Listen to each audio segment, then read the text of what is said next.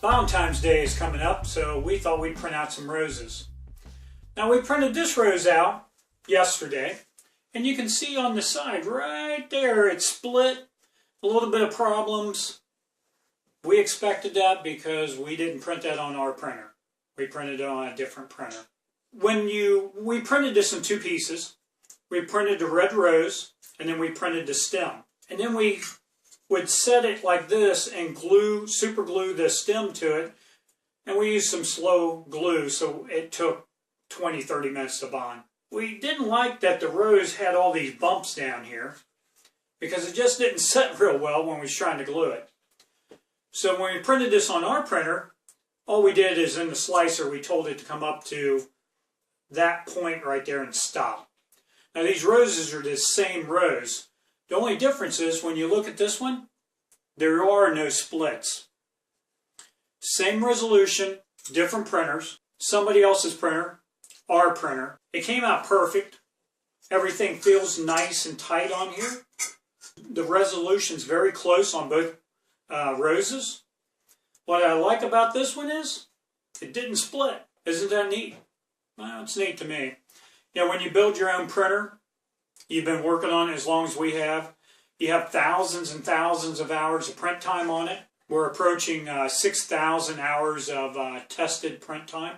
When you look at the detail, it's amazing.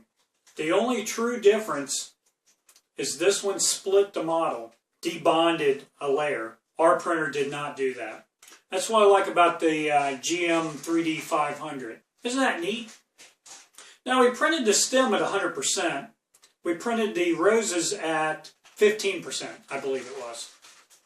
While I was at it, you know how I like Batman stuff. We printed a whole bunch more of these guys so we can put them on the corners of every corner we have. And we printed a few of them in green. They really turned out neat. The black's cool, but in one of our other rooms, the walls were kind of dark and the red just didn't look right, so we printed a handful of green ones for that room, one of our offices. We have a policy at GorillaMaker.com. If you think you need to go buy it, think again. Put it on the CAD drawing, download it, print it out. It's funny, we print camera mounts. The camera that we're using here has a part of a 3D printed object on it.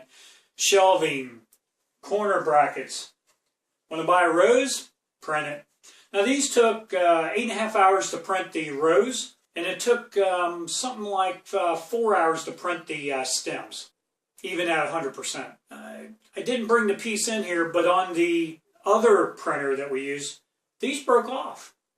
All four of them did. We just barely touched them and they snapped right off. When we did them on the Gorilla printer, they were different. And I don't understand why the other printer allowed those to break. I believe it was cracking and we just didn't notice it at the time. When we took the stem off the other printer, you see something high quality, you naturally press it to see what's going on, and we did, and they just fell right off.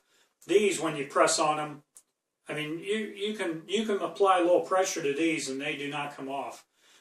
That's a problem with the heat distribution on each layer. We do it better. When you're printing stuff, remember, think bigger, think professional, and unleash your gorilla. I'm Glenn Warner, GorillaMaker.